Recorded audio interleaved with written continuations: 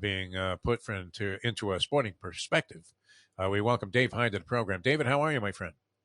Morning, Defo. These intros just get better and better. That's tremendous use of words right there for saying what I do. I never thought of myself that way, so very good.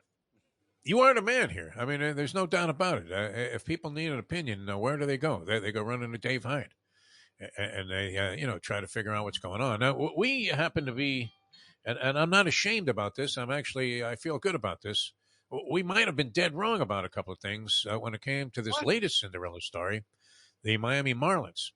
Because we had discussed this, and I agreed with you. It seemed like the Kim Eng moves prior to the season were largely cosmetic.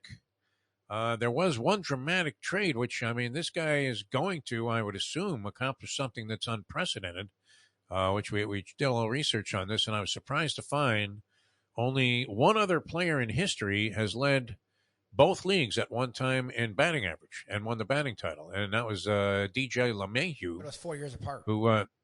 What's that? It was 4 years apart, though. Yeah, well, I mean, but not in consecutive years. But he was the only guy to ever do it. I thought maybe there would have been others, in the history of Major League Baseball. But they got this guy Luis Arraez, and it looks like he's going to accomplish that feat, having won the title in the American League last year. And I don't know that he's even catchable this year. He could probably go 0 for the next 90 and still hold off his nearest competitor. But the story became like a Cinderella story all of a sudden. And we thought after a week, the results from the moves made at the trade deadline looked like they were dead on arrival.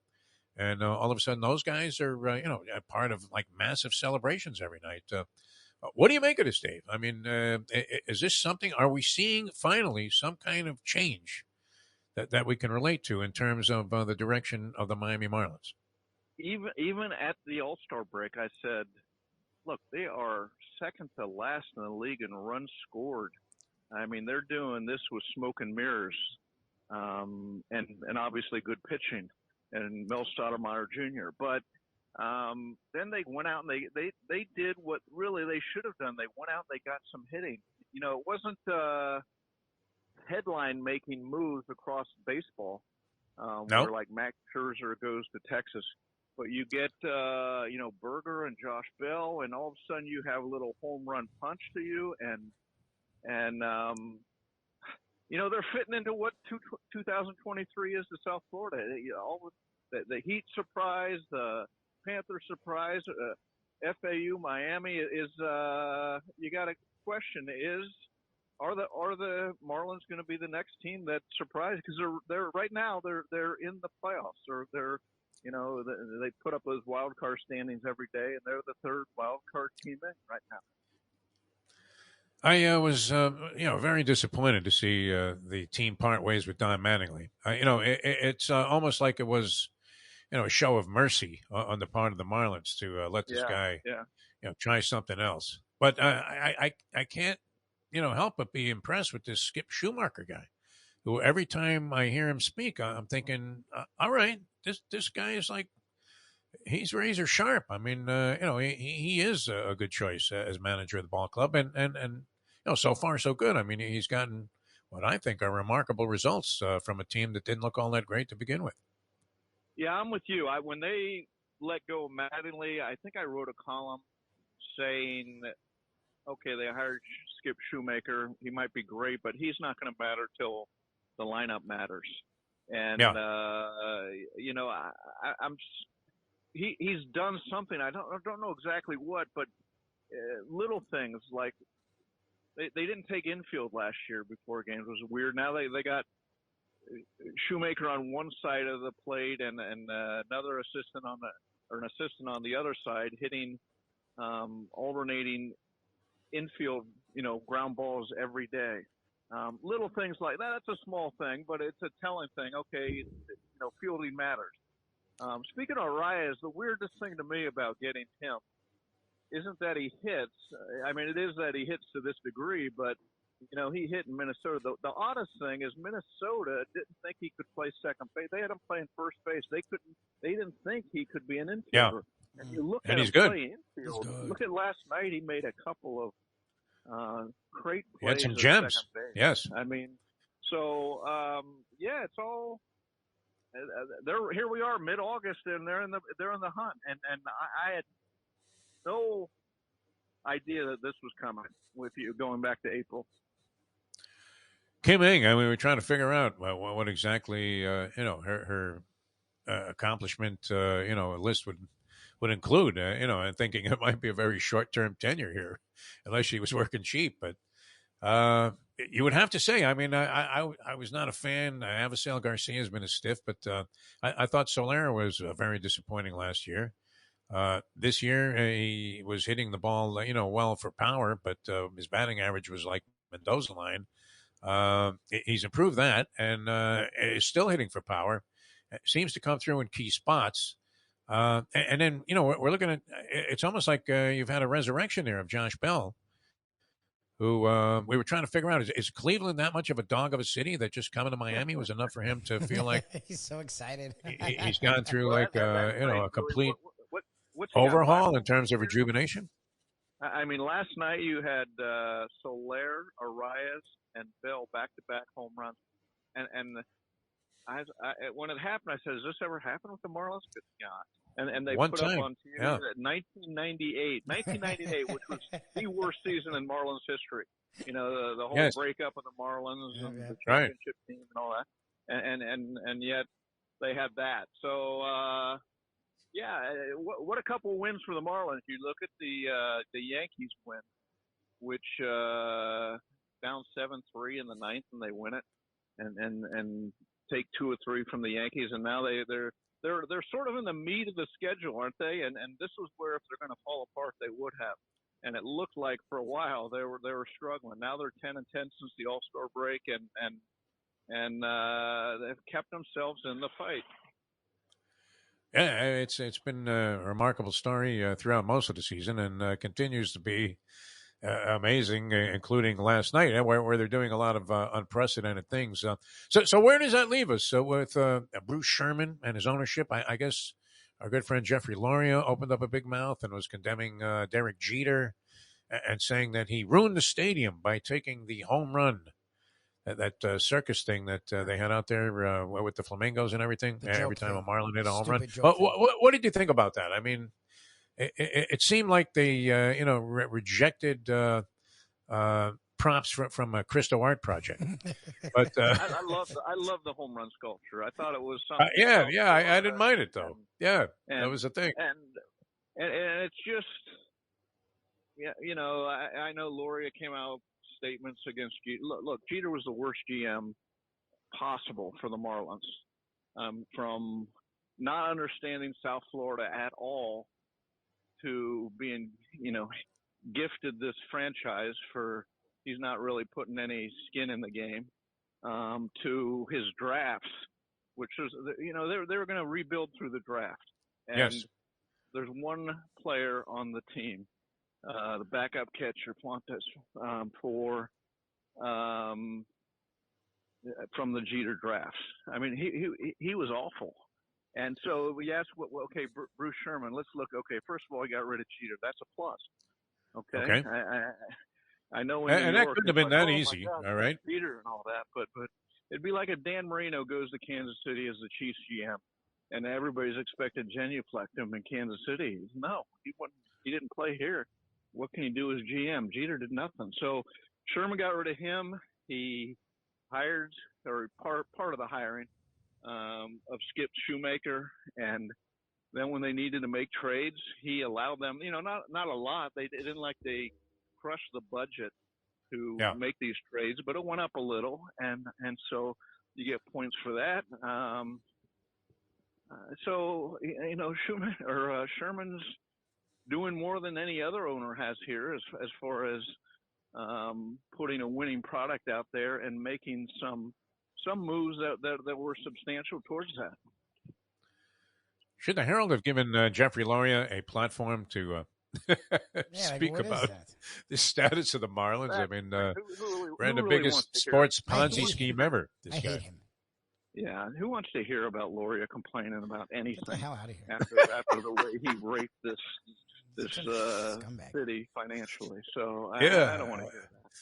Look, I mean, it was like O.J. it's one Simpson risk pirating Exactly. cable rich TV guy and Exactly. getting in a about jackpot another after rich they guy. got off on a murder rap. Yeah, it's like Yeah. just go away, O.J. Go away. Go play some golf in the Bahamas, and don't speak to anybody that is going to publish anything that you have to say. All right, so this is good, and it's another part of the Cinderella story. Will the Dolphins be part of that Cinderella story, in your opinion, Dave Hyde? And did you have any impressions of their opening effort in the preseason besides let's not get carried away? I have no impressions other than they haven't looked good offensively. I was out there at practice yesterday, last week, the exhibition. I don't know what that means. You don't like to stack back to back to back, mediocre to poor practices together. Now, what it means come opening day, I mean, we're still almost a month away, 3 weeks away, so there's no panic time. I think they look, this is a stacked roster. They sacrificed 3+ years to get to this point. And now they have about a year to maybe 2 years, depending on what they do with some contracts, to make a run at it. So if they don't make a run at it this year, they're in trouble. But look, it's a stacked roster with some severe questions of health, from Teron Armstead to obviously Tua, Bradley Chubb. Some of their big names have injury history, and they got to dodge those as best as possible. And they got to dodge the AFC. The AFC is stacked too. I mean, people say Tua is a top 12 quarterback in the league. That may be true, but he's maybe 8th or 9th in the AFC just because of how good right now the AFC is. So this is their time, and we'll see what they make of it. Look, and that's the thing, is the roster is stacked, and that's why I've had some confidence. And my problem is where the deficiencies lie. It feels like they didn't really address it, and I don't know who they could have gotten on the offensive line to save the day, but it's pretty clear. Look, you said it. Your two biggest injury concerns is actually not Bradley Chubb, as full of injuries as he's been. It's Teron Armstead and Tua Tagovailoa, and we saw the two quarterbacks behind Tua Friday. Neither of those is someone you want to see in an NFL game. And the offensive line is not better. It feels like they didn't improve it at all. For all that Greer has done with the roster, it's confusing to me how they haven't targeted the offensive line more when it's come to acquisitions and transactions. Yeah, well, they've targeted it. I mean, they spent a second and a third round pick on Liam Eichenberg. And, he's the real question of the line right now. And then it's teetering whether he'll start or Isaiah Wynn. It tells you the situation they're in, where a career tackle is now being moved to guard and might start there. And so, but in fairness, and look, I'm with you. Every year we come, when's the offensive line going to be fixed? Their offensive line is better than the Jets. It's better than the Patriots right now. You go around the league, and there's offensive line problems pretty much on every team. The only disappointing part is, again, the Dolphins spent 3 years collecting draft picks, and then the past 2 years spending free agent money and getting rid of draft picks to get to this point. And some of the same questions remain. And now Austin Jackson might have turned a corner. We'll see. I got to see it in a game. But the way they're talking about him, the way he's talking about himself, is that he's a different player than, the last – he was injured last year, and he's been injured a lot. But he's not the player they thought he was, because they thought he was a left tackle. But still, if he can be just an average right tackle, that would be a step up for this offensive line. Yeah, Lubie may turn out to be right about this, but I love the fact that off one deflected ball in the end zone that went for an interception, he is determined that Mike White should never sniff the field in an NFL game. Preseason game number 1. As we warn people all the time, Dave, hey, don't draw any real definitive conclusions. It's just a preseason. It's a schmenky practice. Good job, Lubie. Way to go, baby. I love the hard take off of preseason game. That's tremendous. You should have heard him earlier on baseball. I mean, literally, Joe Garagiola was ready to write him a check. I mean, from heaven. Just saying, wow, that really set the stage for the rest of the season, because he said, if the Marlins can keep doing this, they're in there with a chance. Which, I thought, wow, that really sums it up there. You can use that, Dave, if you want to. You're stuck for a column. I like it. If they beat the Astros 2-3, it would be a statement. Mike White, when he had his ups and downs last year when given a chance to play. I mean, he looked good and he looked bad.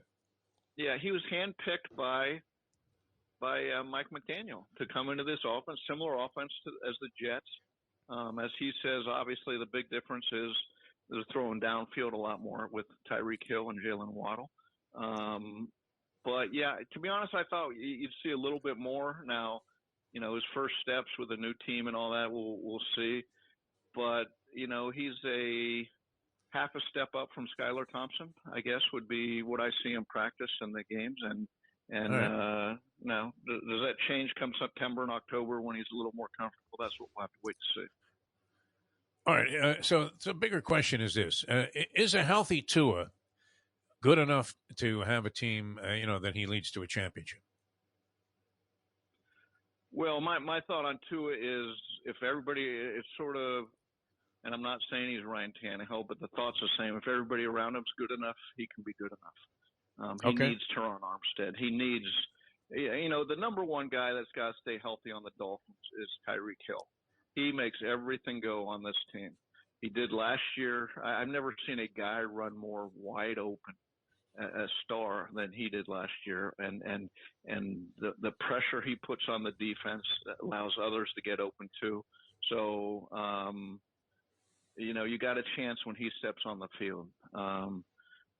But he's got to improve some things. Look, he was, I think, ranked second in the league throwing to the middle of the field and 22nd throwing outside the numbers.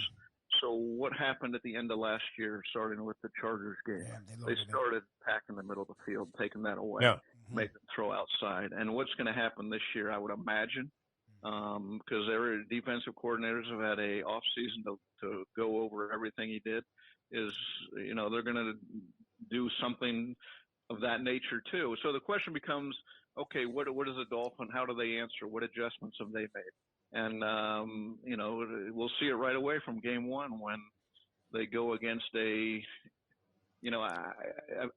very good Chargers team and even more than they were last year. They're healthy. They got Joey Bosa. They got their cornerback, James is back. J.C. Jackson, just on defense back. So it'll be a good, first month for the Dolphins to say who they are. All right, this is, anytime I want to irritate Lubie on the program, I always bring up that the Dolphins may have doomed the franchise, into perpetuity by not taking Justin Herbert with that number 5 pick and taking Tua, which I was a fan of Tua at the time. Don't get people started on that. We have to move beyond that, Defo. We have to move beyond that. Okay. That's fair. Yeah, and but people will theorize that. I'm not sure. That Tua has convinced me yet that, even given the best of circumstances, as you pointed out, it does seem like you can find ways, to force him into his flaws. Even if it means like having him run to his right all the time and trying to throw the ball left-handed, which he seems to be far weaker at, as most people would be, than if he's going to his left. So they can find ways to defend him. I don't know that, that bodes well for him being a championship caliber quarterback, but we'll see. It would be nice to, he seems like a guy that you root for. And, I would be very happy if I turned out to be wrong about that. All right. We were talking about, all of these things and it's interesting because in the 20 minutes you've been on, you haven't mentioned Damian Lillard. And we had a little challenge earlier thinking, would you bring it up if we didn't? Or is that just a quiet story that eventually is going to transpire? What's your feeling about that? I think we'll wake up one day and the trade's made. Okay. I think that's how it'll happen. I don't think there's anywhere else Portland can go. If there was, it would have bubbled to the surface. No team wants to take on a guy who's owed $62 million in the last year of his contract at age 34, 35 at that point, who doesn't want to be there. And he's made it really clear he wants to go to the Heat. And so the question becomes, when does Portland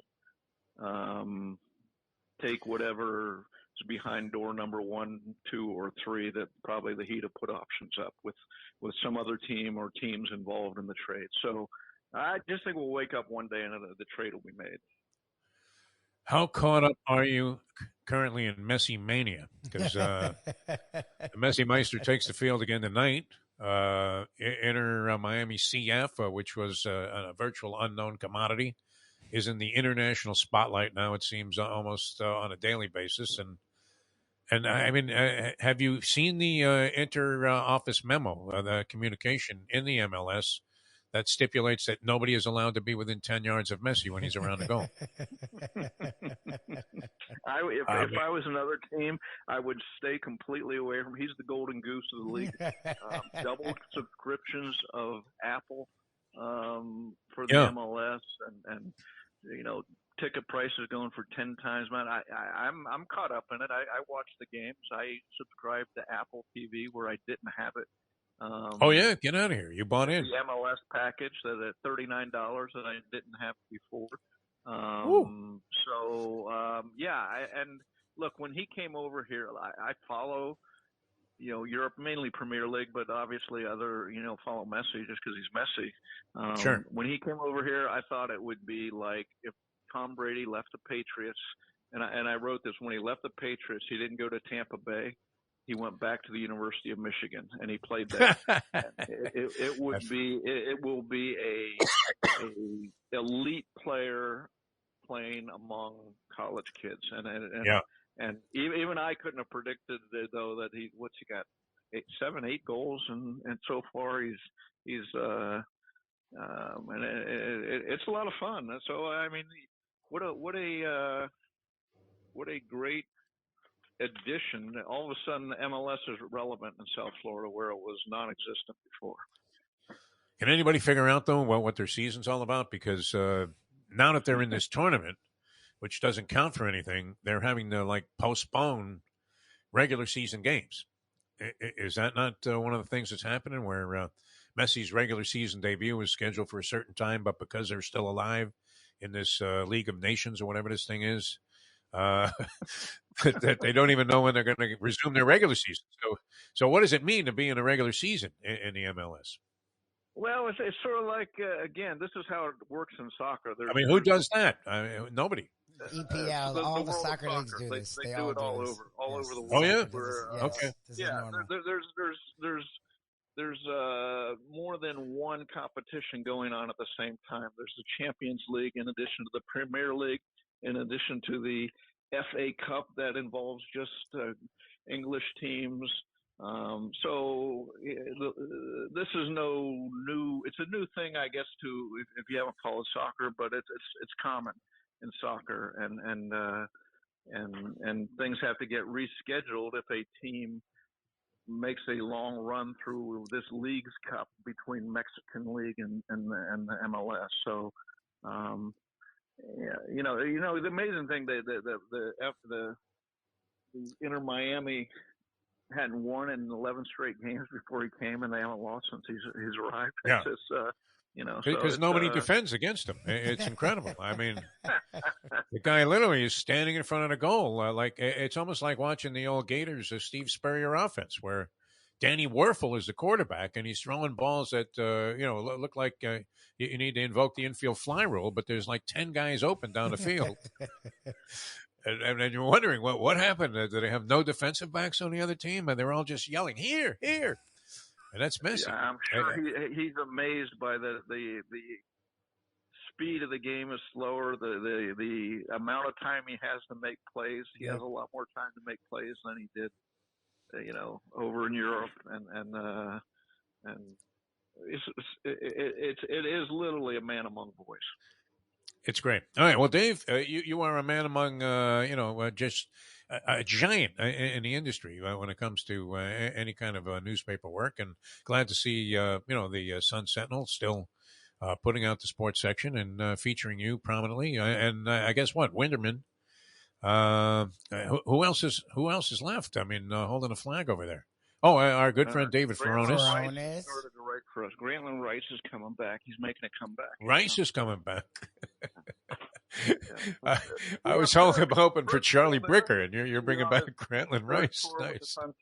So yeah, we got. We're still putting it out, just like you are, Defo. You're still going. I'll be doing this to my grave. I believe that to be true. So hopefully we'll start making some money with it soon. All right, thanks, Dave. Always a pleasure, my friend. All right, Defo. Thanks for having me. All right, Dave Hyde, ladies and gentlemen. Play the ponies in style at Champions, the outstanding simulcasting room at beautiful Hialeah Park. Yes, the grand old lady of thoroughbred racing has never been more vibrant, and you can wager on the races from the top tracks around the country while enjoying a cocktail at the Brass Rail Bar or any of the fine food served throughout the facility.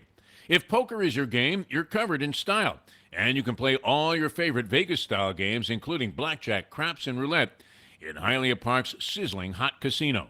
Get a player's card when you walk through the door for all kinds of generous amenities, including our favorite, free play, when you come out to the ultimate casino and entertainment destination, Hialeah Park. These days, we're all looking for comfort anywhere we can find it. Thank goodness for Landlubbers Raw Bar and Grill in Plantation, because they are making sure you are as comfortable as possible. First of all, they're not only open for delivery and pickup. All you have to do is go to landlubbersbarandgrill.com for both pickup and free delivery. You're going to have the best wings in the world. You're going to have a great burger. You're going to have their amazing soups. Again, Landlubbers, Raw Bar, and Grill. It's nice and easy. Just go to landlubbersbarandgrill.com for both your pickup and free delivery. Thank goodness for Landlubbers for making you always feel right at home. Hey, folks, Tony Segreto here. Let me ask you a question. What do you look for when you go out to eat? Good food, obviously. Friendly atmosphere, not too loud, but good energy, reasonable prices, and a place where you feel comfortable. All those ingredients, no pun meant there, are hard to find unless you're talking about the Texas Roadhouse. You see, they encompass all of those attributes. Really, really good food, amazing atmosphere, good for a family, good for a date, or just a night out for yourself, and prices that will make you extremely happy. Their ribs unmatched, steaks hand-cut every day. Everything, and I mean everything, is made on site, including their incredible bread. It's the one day, folks, that you can forget about low-carb diets. Trust me when I tell you, Texas Roadhouse, your restaurant, your destination when you say, where should we go and eat tonight?